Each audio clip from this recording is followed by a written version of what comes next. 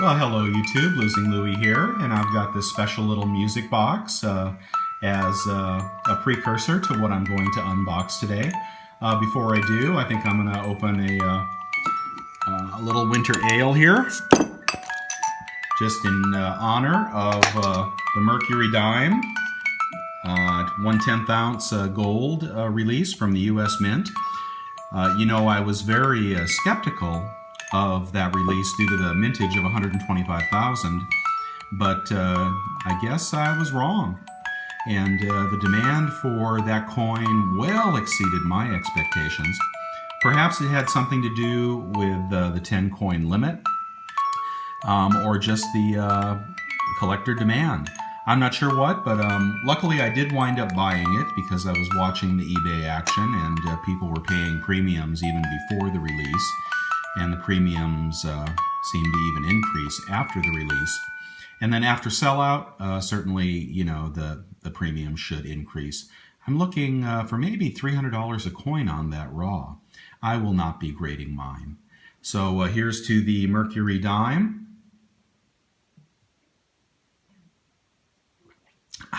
And on with the unboxing. I'll move you out of the way, but I think you guys may be able to guess what's coming. I'm going to make you wait for it a bit, though. And let's just go through some items pretty quickly here. I'll move that train out of the way. I got that on eBay for like $10. First off, I wanted to show you, in regard to pouring and stamping, I've been having the hardest time with my eyes. Of course, I don't see as well as I used to. And I picked up these clip-ons here. So what these are, I think they're something like 5 times magnification. And they clip onto your, if you wear glasses like I do, and bifocals like I do as well, you have to keep your own glasses on. So I picked these up, and they're helping me with my stamping especially. Pouring is not a problem, but when it gets down to fine stamping work, it really is a challenge. So those are going to be useful in my pouring activities. And if you were looking for a pair of those, they're called clip-ons, and they are about $20. You can spend up to $200 on, some high-quality surgical magnifying glasses, but I went with the cheap option. Okay, so the next thing I have is just to keep you up to date on my koala collection. Finally picked up not the hard to get, but the one I was missing, the other one I was missing. And this is the 2015 MS70 in NGC MS70 2015. I do have an MS70, but it's a PCGS. So now my set is only lacking the 2009 MS70 from NGC. And I have been buying some good examples of that coin, so I can send those in for grading, but I have not sent those in yet. I think I do have 5 about ready for submission to NGC.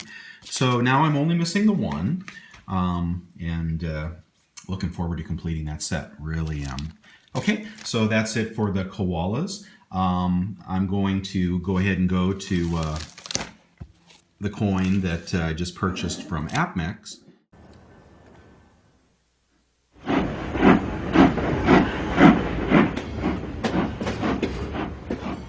For those of you that are following the hobo rounds, you'll probably know that the second coin in the series has been released. So yay, I love the hobo round.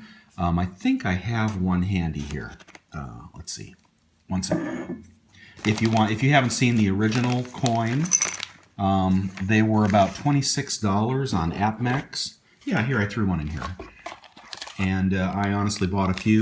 This is not the plain bullion. This is the limited edition antiqued fisherman.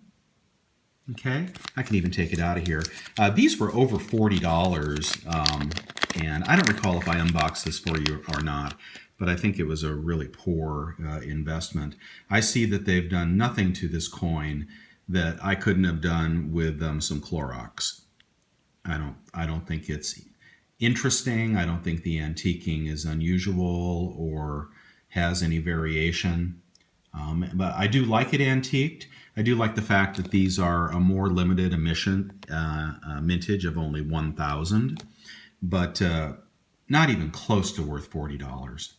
So that is the last of the antiqued hobo rounds I will be doing. For those of you that are interested in hobo nickels, what you may find here interesting is that the mountain over the fisherman is the back of the buffalo. Okay? And of course, you know the Indian represents the basis of the fisherman's head here. All right, so that is round number 1, and round number 2 is out. There were a fair number of round number 1 in the $26 version that were available at AppMex, and there still are a fair number. I believe there are still right around 1,000 of those left of the 10,000 mintage. So, but I noticed with the second round, the railroad round, which is what I've been really looking forward to, AppMex did not stock nearly as many, and they seem to be selling faster. So if you're hankering for a railroad hobo round, number 2 of the series, you may want to get over to AppMex and get one. It's possible Provident will have them as well. But here they are. All right, so I bought a few because I really do like these, but I'm not sure everybody else does. It may only be me. Well, I think a couple of you are putting some of these away. Yeah, I bought these as soon as they came out. As soon as I found out, I got the alert. Look at that, number 146. That's a good number, huh? There's an advantage to moving fast. So let's take a look at the hobo round. I mean the railroad hobo dollar round. Of course, they come in a beautiful capsule. That's nice for a change to get the capsule. There is the train. Oh, come on. Why am I not focusing today? Hold on. All right, there is the train. That looks nice. Looks like it's kind of floating through space a little bit. Wonderful. These are edge inscribed with the number, which is always a nice touch and does add cost to the manufacturing process, so I don't begrudge them their $25 on this coin, this round. And there is the hobo. I guess he has nothing to do with the buffalo or the Indian, but he's a cute little hobo. I like him. Creation of Mr. The, I'm not sure how you say that. So there is number 2 in the series. I think there are 5, but don't quote me. I can't recall offhand. So I will put this in my new display case, which I'll show you after a while. It's not quite done yet. So that is the fisherman. I mean, that is the train.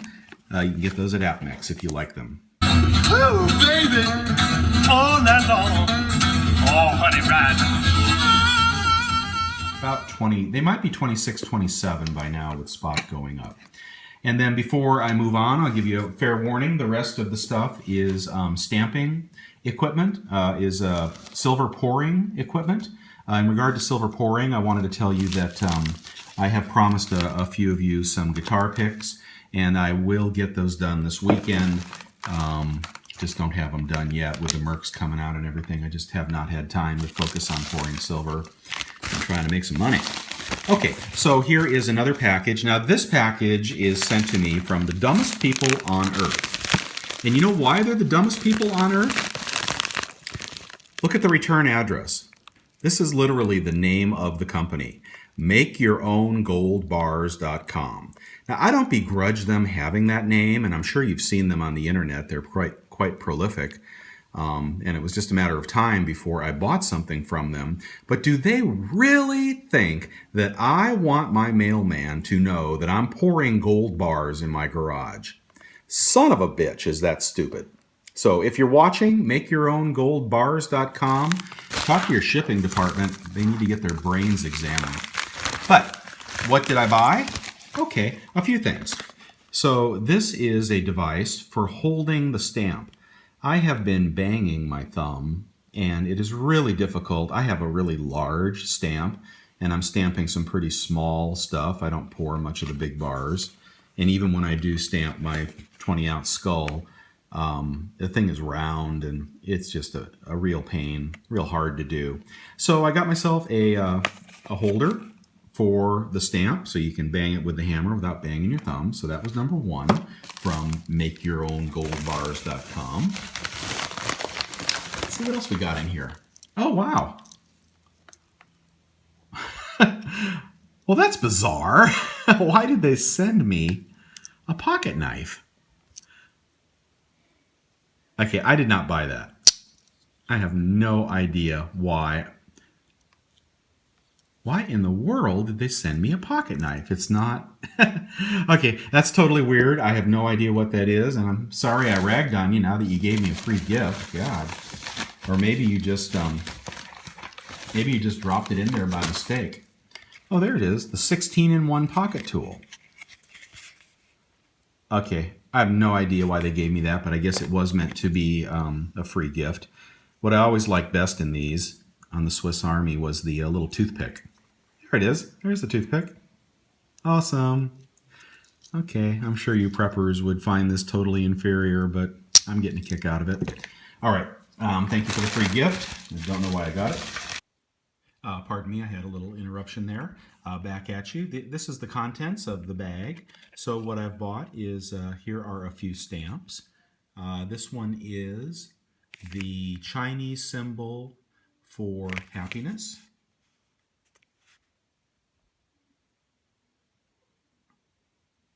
Okay, that'll make a nice little stamp. Here is the Chinese symbol for beautiful. I thought that might come in handy for Mother's Day. Maybe pour some Mother's Day bars. As you know, I have the stamp for, I am doing the bars, the health and life bars. That goes well with those. All right, also some skulls. So here is a skull stamp. Kind of a creepy skull. I like him. And here is, skull and crossbones. Okay, here is skull and crossbones. Again, sorry, got interrupted another time.